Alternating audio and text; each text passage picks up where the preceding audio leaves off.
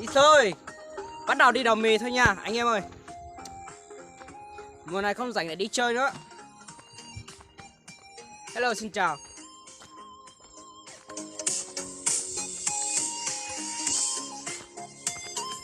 Lên núi thôi. Lên núi thấy anh em nào xinh cua ngay. Đây có nước. Anh em tôi nhá.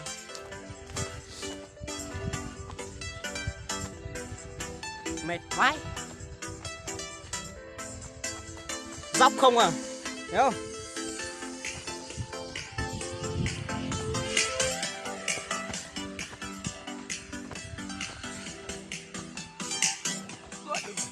Mà mệt quá.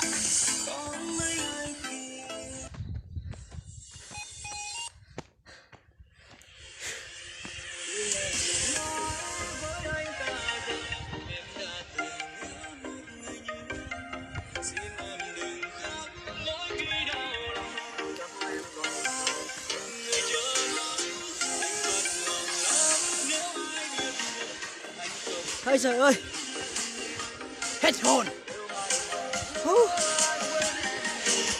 Sát to lên. Cái to lên à?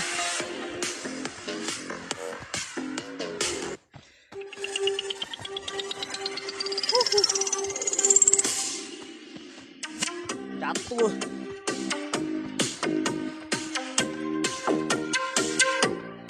Nhìn to thế nữa.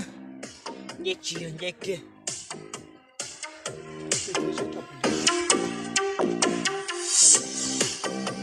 Con đi. Chặt nó mà. Chết tôi.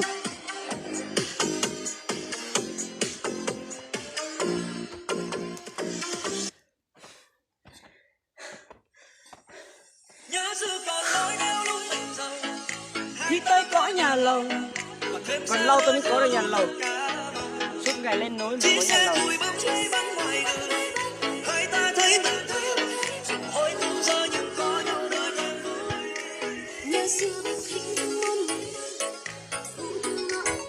Vào trong nữa.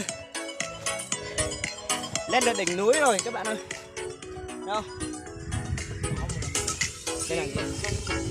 Ra đường kia xuống. Nhìn đây nha, đỉnh núi đây. Đẹp không?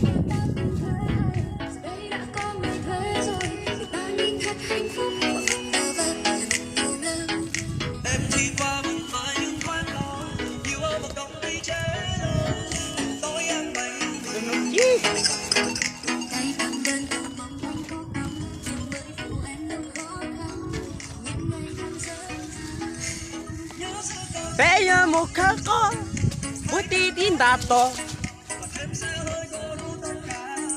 khắp một tí nữa phải đến tà nữa chia đó đi kia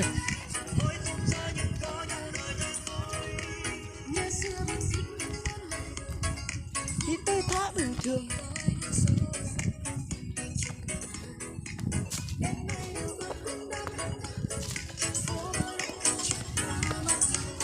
lại xuống dốc mệt thật, xuống dốc rồi nha, lại xuống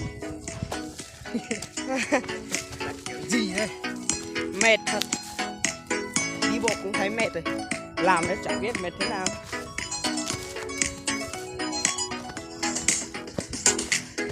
Muốn tên thấy rồi, dù tao biết cho nó mà nên mà sát nó,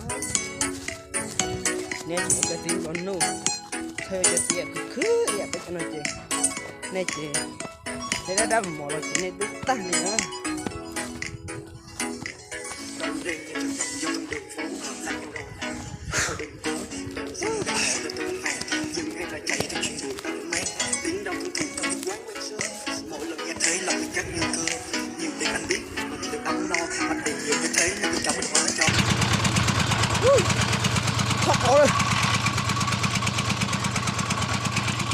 Cái chế nó nông cáiตัวbóc cò thôi, cuốn này lử xia ta lên,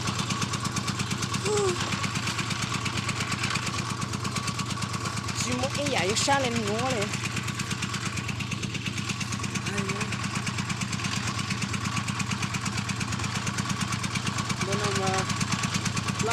không chứ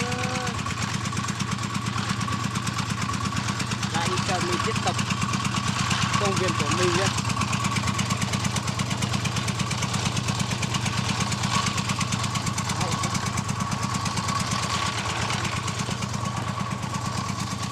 Mệt quá, mệt quá.